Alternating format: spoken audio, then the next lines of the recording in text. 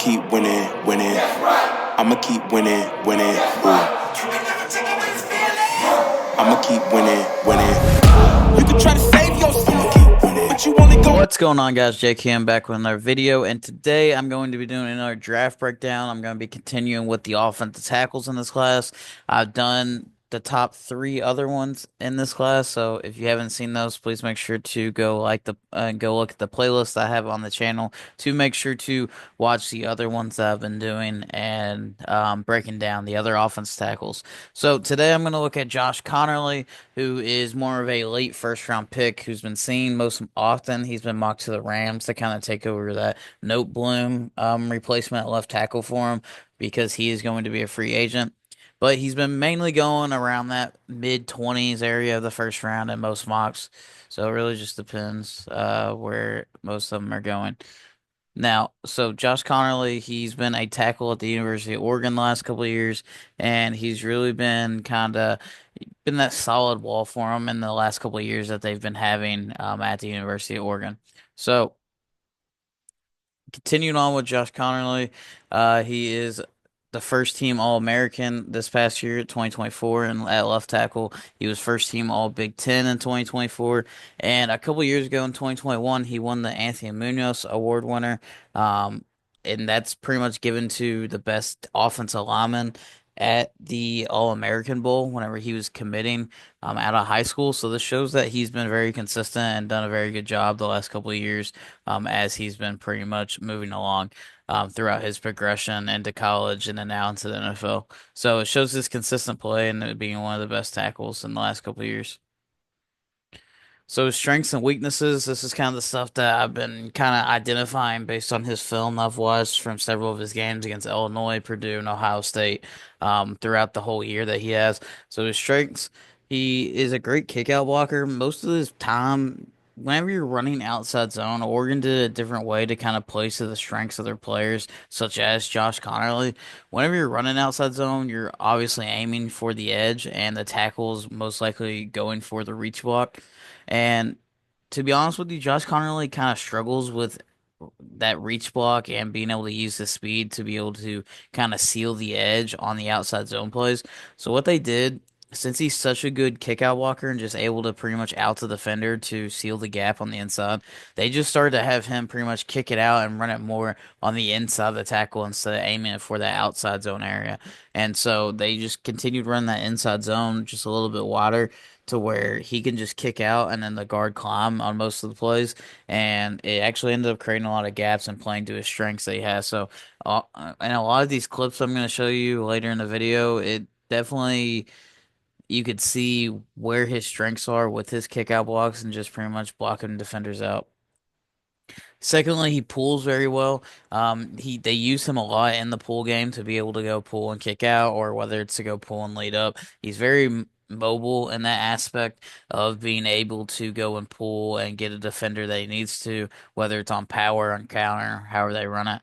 But most of the time, pretty much with those pull blocks, he's able to go and get to the point of attack and get the job done. And which is weird because with him being able to pull so well, you would think he'd be able to run that outside zone scheme and be able to reach pretty effortlessly. But a lot of times he ends up struggling with that outside zone spot. Third, he holds blocks for a while. A lot of times in his pass set, like Will Campbell would kind of get his hands on somebody, but and he wouldn't hold his blocks for very long, and it would lead to pressures for the quarterback.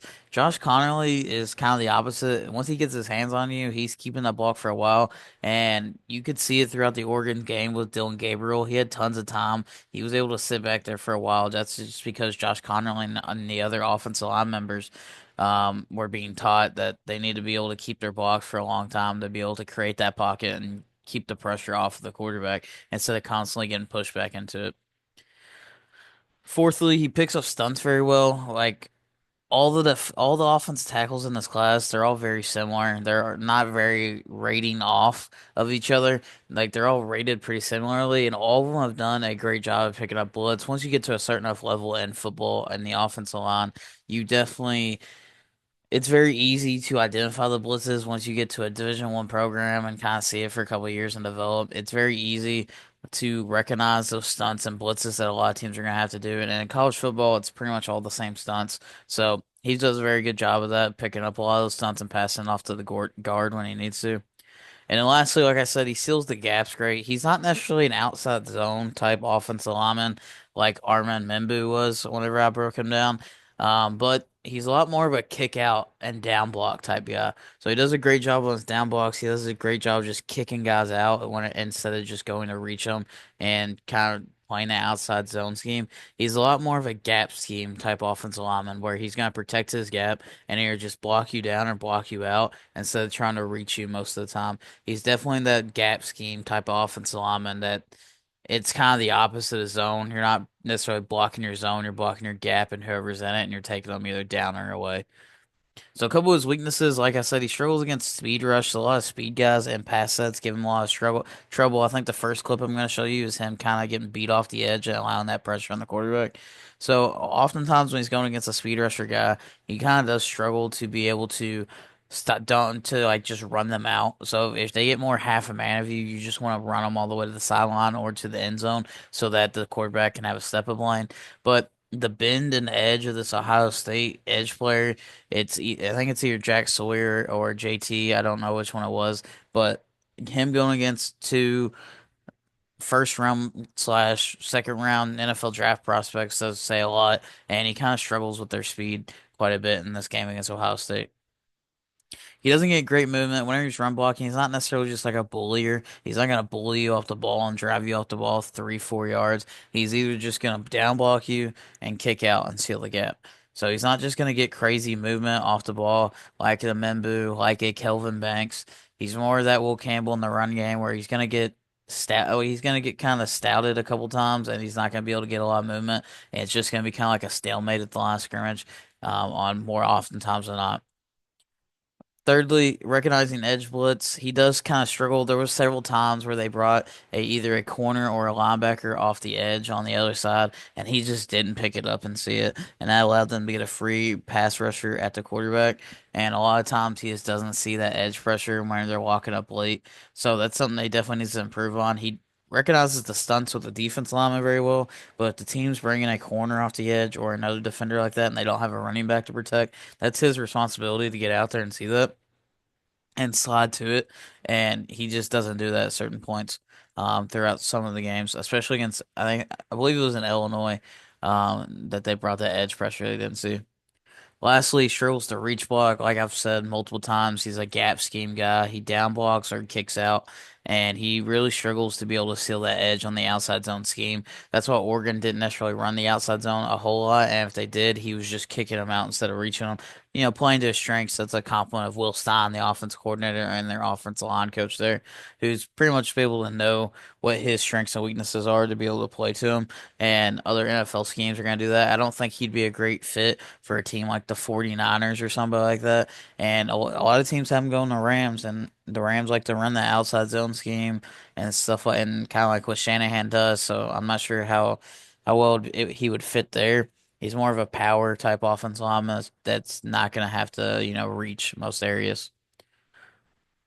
So moving into some of these clips that he has here, he's in it here at left tackle. They played against Oregon pretty much the entire season. This one's a little bit blurry, but you can see here how he gets beat off the edge. So here, as an offensive lineman, he's kicking out to this defender here, and he's pretty much hopefully to get a half a man to split him, get his hands on him. Now, this defender starts beating him here on his speed.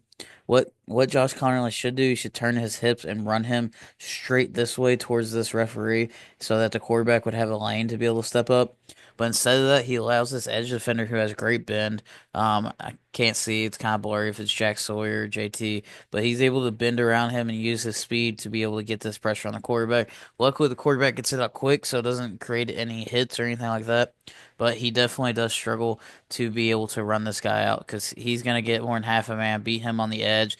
He doesn't really move his feet. He allows him to get outside. So where his feet stop, the edge defender's just going to beat him to this point, and he almost gets there. He's trying to run him out at this point, but he's already beat him to the side, and he needs to just take him straight this way. But the quarterback, Dylan Gabriel, is able to get it out. So then it kind of creates that to where the edge player is not really involved. So there's a lot of times on these edge rushers and the speed rushers, if he's dealing with a skinnier, speedier guy, maybe like a Will McDonald or somebody like that, that he might struggle. Maybe a TJ Watt could use his power against him and his speed. So he might end up struggling at the second level. It might take him a little bit of a time to adapt to the NFL speed of the game. I don't think as a rookie he's going to come out and really dominate because of this aspect, but it's something you can learn over time and get used to, and you can kind of use different tools like, like a fake punch here so that he shoots his hands and get his hands on him so he can pretty much build that wall against them. And anchor down, but that's just different tools that he's gonna have to learn as he once he gets to the next level to be able to counteract the speed that most of these edge rushers have nowadays. And I'm not too worried about it. It was just a pretty much prime example of how he kind of struggles with a lot of speed rushers at this point in his career. So moving on to this next clip for Josh Conerly, still at left tackle. This is an example of his great ability to pretty much just seal and kick the guy out. So as we see here, with this one pretty much happening, he is going to pretty much just kick this guy out. And whenever he kicks him out, he's gonna be able to try to create that zone. It's just a simple inside zone play. So the center and the guard is gonna double team to this middle linebacker, and then this tackle, Josh Conerly, is just gonna straight kick him out and try to seal this gap so that this running back can hit this hole right here after receiving the handoff right into this lane. This corner actually does do a great job, and he comes over as soon as he sees this motion. He comes in and crashes down to be able to make the play. So that's just a great play on him to be able to notice that and fill the gap and watch film and pretty much know what's going on. That just got motions and they're probably going to be running this inside zone to this point, and it's not his responsibility over here. But even still, Connerly does get a great kick out block on this edge, and he's able to pretty much just push him straight out and create that gap. And that's pretty much just the gap scheme that he has. He has that turn in his body to be able to just use his power just to kick this guy straight out and try to create that line. They do it several times in this game against Ohio State, but this corner just makes an amazing play being able to come up.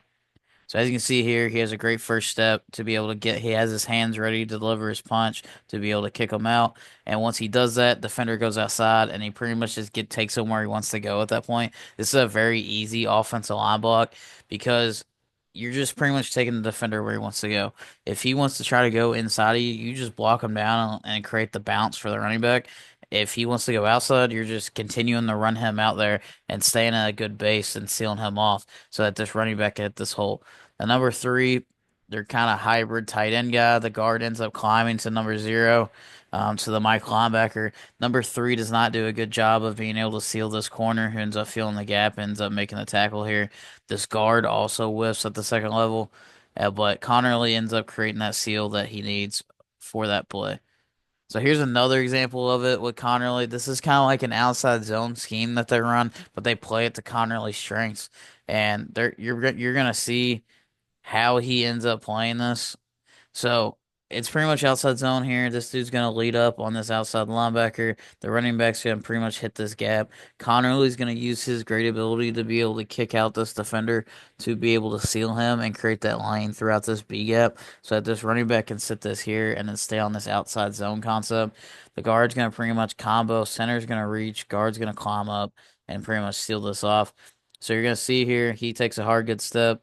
He has the counter play fake actually, and he's pretty much selling us, trying to get the backside backer and the safety out of it because they run this play action little get out so much that once they kind of flow to it, Connerly just kicks him out, takes him where he wants to go, seals the gap, and allows that running line right here that they're able to do once this guard is able to climb up to that second level defender. Makes one guy miss after he ends up getting off. Connerly still sealed his gap. His job's done, and the play's pretty much over for him. And the running back's able to make a play and able to go a lot more yards based on that. Next play, him at tackle again. This is a good pass set for him. He does a great job of replacing his hands if you didn't see it there. The defender off the ball, Connerly actually shoots his hands really quick whenever you see it here in a second. Conerly shoots his hands really quick, and then the Ohio State defender pretty much swipes his hands down. And as the Ohio State's defender is swiping his hands down, he quickly gets ready to replace his hands and shoots them straight into his chest to be able to gain control of them again. So once he's able to pretty much replace his hands, he's able to anchor down and stop the bull rush with this defender. He does a very good job against bull rushes. As long as the defender's not trying to beat him off the edge, he actually does a very good job in pass pro. So as you can see here, defender's coming off. Watch how Conerly shoots his hands, and then the Ohio State defender is going to swipe him off, and he's going to quickly replace his hands back into his chest. Right there, almost instantly. You've seen the swipe, and he removes them, and now he has full control of them in his chest because he got the defender to use his hands, and now there's no other way to counter it. And once he has them in a set, he's able to hold this block for a very long time to create that pocket for his quarterback. And him being able to anchor down is a great job because he doesn't really get pushed back too often. My one of my main concerns with some of the offensive linemen in this class, like Will Campbell, is that he gets pushed back a lot. I know he's in the SEC compared to the Big Ten, which Big Ten was arguably the best conference in football this year. And with Will Campbell getting pushed back so much into the quarterback and creating pressures, that was one of my concerns. But Conerly, you can see here, he does a great job of anchoring down. He's underneath the defender with his hands, and he's not allowing that defender to go anywhere else. So once he has him in that tight and control, the defender can't do anything at that point. He has him down, he has him locked down, he's anchored down, he has his hands punched into his chest, and there's nothing pretty much that the defender can do, and he's able to pretty much stout him back and doesn't get pushed back that much and gives ground grudgingly to where that defender can't create a pressure for that quarterback. So this next one here, just another example of his pass set that ends up getting here. Once we are able to replay this. So you can see here, he's got his pass set here. They have a little pull combo, and he's able to pretty much get his hands on this defender. I think that's Jack Sawyer, actually, by the way. And he's able to get his hands on him. The ball's out quick, so he knows that he doesn't need to hold it as much. He just kind of needs to play the pressure and not allow instant pressure as soon as the ball comes off. And once again, once he's able to get his hands in his chest, he's able to anchor down, pretty much just play where Jack Sawyer wants to go at that point. Once he gets his hands on a good pass set, and he's able to cut him off from the quarterback and use his great kick step, his great hand placement to be able to control that defender. Another one here of his great ability to do a kick out. This is that same outside zone scheme that Oregon's ran plenty of times. So in this replay, this is actually a power play where the guard's going to pretty much wrap around for this linebacker right here, and he's going to kick out. We'll see it again in a second. So what's actually going to happen here, once again, they're playing to his strengths. He's able to pretty much just kick him out, and the running back's able to fill up in that gap. The center actually does a great job here of pulling as well. So this is basically a single guard power, what's going to happen. And instead of pulling the center, there's nobody in this gap, so they have the numbers here to pretty much play this. And what happens is Connerly's going to kick him straight out, take him where he wants to go. This guard's going to block down on this nose on this one technique. The center's going to go and pull around up to this Mike linebacker that's playing since Ohio State's giving them a pretty light blocks and Oregon's realized this and just spreads them out horizontally so that they can run it vertically. And this guard's going to kick out. This tackle's going to kick out. Connerly's going to use his kick out ability to pretty much just straight kick this guy off the ball. Guards down blocking, center's pulling for the linebacker. And then as long as this receiver gets the seal right here on his inside and kind of uses his reach block abilities, this running back's able to pretty much go straight through this gap and he's one-on-one with the safety. And this is pretty much how it hits. Center's pulling around, guard block down, tackle pretty much kicks straight out. Conerly does a great job of doing this, taking him where he wants to go, getting his hands on him and sealing his butt. He creates this hole right here. Receiver's going to play on the safety right now. And then the running back's one-on-one with the corner since the center is able to go up and lead up and get onto the Mike linebacker. So just a great job of Conerly being able to kick out. So this is kind of a shorter one on Conerly. I didn't do as many plays on this one. Try not to make the videos long. But my conclusion of them, I'm gonna give him a B. Most of the guys that I have done in this class have been A minuses, B pluses, Bs. They're all graded very similarly. There's not much difference between Will Campbell and Josh Conerly compared to the first round grade, in my opinion. All of them are very close in their rankings and how they play. I actually am not a big fan of Will Campbell. I could like Josh Conerly more than Will Campbell and Josh Simmons. I could be convinced that's how close they are, in my opinion. But in conclusion, I think a lot of these offensive linemen in this class are going to be great starters. But I just don't know if they have the ability, they don't have the star power to eventually be like one of the best tackles in the NFL one day or an all pro tackle. They just have the ability to be nice, very good, safe starters that's going to last you about 5 to 6 years. They're going to be very good. Maybe some of them, I think the one with the highest potential is Kelvin Banks. I think Josh Connerly could potentially do that if he continues to develop. And I think that he's going to go around that mid 20 range is where that it fits him very well. And I think that's where he's going to continue to play. But somewhere on the Rams, somewhere like that. Maybe the Bengals could be a good fit for him, I think, if they end up, if all the edge rushers are ended up going, and he could end up going somewhere like that. But that's pretty much my thoughts on Josh Connerly. Please make sure to like the video, comment down below anything you agreed or disagreed with that I talked about in here. Please make sure to subscribe to the channel for future NFL content, and thanks for watching. Yeah, feel like John Moran. Need a triple double. Told him check the stats. Yeah, I got a couple. I don't drop the ball. Now I never fumble. I'm the MVP. Now I feel like Russell. Feel like John Moran. Need a triple double. Told him check the stats. Yeah, I got a couple.